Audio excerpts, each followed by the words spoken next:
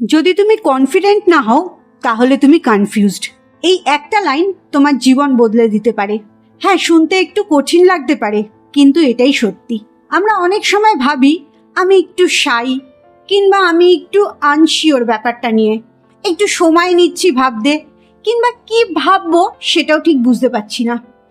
আসলে এই সব কটা ফিলিংসের গভীরে যেটা আছে সেটা হচ্ছে তোমার কনফিউশন। কনফিউশন মানে তুমি জানো না তুমি কি করতে চাইছো, তুমি জানো না তুমি কেন করতে চাইছো, আর এটাও তুমি জানো না তুমি আসলে কি চাইছো। যখন কোনো কিছুর মধ্যে ক্ল্যারিটি থাকে না, তখন ন্যাচারালি কনফিডেন্সটাও থাকে না। কারণ কনফিডেন্স কোনো ম্যাজিক না। যত তুমি তোমার ভেতরে স্বচ্ছ হবে, তত বাইরে তুমি কনফিডেন্স পাবে। যে মানুষটা জানে সে কে, সে কি চায়, সে কতটা ডিজার্ভ করে, তার মধ্যে অটোমেটিক্যালি কনফিডেন্সটা চলে আসে। তাই তুমি যদি ভাবো তুমি ঠিক কনফিডেন্ট মানুষ নয়, তাহলে নিজেকে দোষ দিও না। নিজেকে প্রশ্ন করো, আমি কি আসলে ক্লিয়ার? তোমার গোল কি, তোমার নিজের ভ্যালু কি, তোমার নিজের পরিচিতি কি, এই নিয়ে তুমি ভাবো।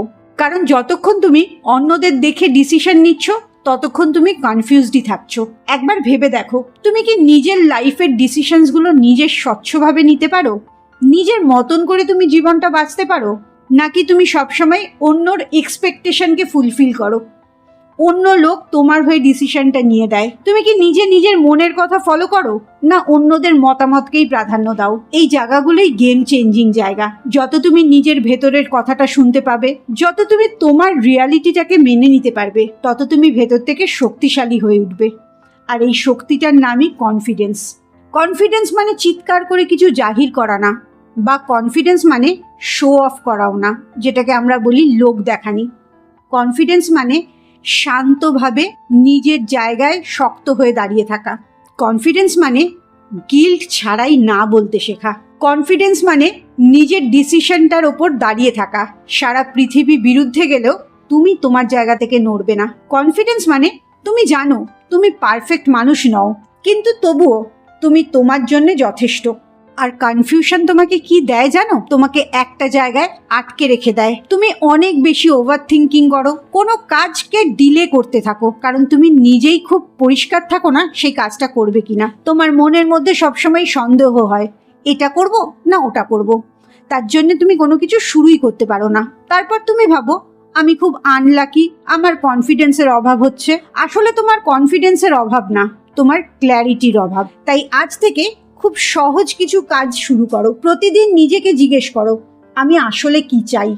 ছোট ছোট ডিসিশন নিতে শুরু করো, যে ডিসিশনগুলোর মধ্যে তোমার স্বচ্ছতা থাকবে। কি খাবে, কি করবে, কোথায় যাবে, কার সাথে যাবে, এইগুলো নিজেই ডিসাইড করতে শুরু করো। কি টলারেট করবে আর কি টলারেট করবে না, সেটাও তোমাকেই দেখতে হবে। যত ছোট ছোট ডিসিশনগুলো তুমি স্বচ্ছভাবে নিতে থাকবে, তত দেখবে ধীরে ধীরে তোমার মধ্যে কনফিডেন্সটা তৈরি হতে শুরু করেছে। কনফিডেন্ট আসলে পরিষ্কারভাবে কাজ করাতে, অ্যাকশন নেওয়াতে, ডিসিশন নেওয়াতে। তাই পারফেক্ট মোমেন্টের জন্য অপেক্ষা করবে না। কনফিউশন ছাড়া অ্যাকশনসে মন দাও, ক্ল্যারিটির কথা ভাবো। যত ক্ল্যারিটি তোমার ভেতরে আসবে, তত তোমার কনফিডেন্সটা বাইরে বেরোতে থাকবে। তাই পারফেকশনের জন্য অপেক্ষা করো না, এই মুহূর্ত থেকেই শুরু করে দাও। ভুল হবে, লোকে নানা রকম কথা বলবে, তুমি ফেল করবে, এইগুলো সব ঠিক আছে। স্টেপ বাই স্টেপ যখন এগোতে থাকবে, তত তোমার কনফিউশনটা কাটতে থাকবে আর তোমার কনফিডেন্সটা ফেরত আসতে থাকবে।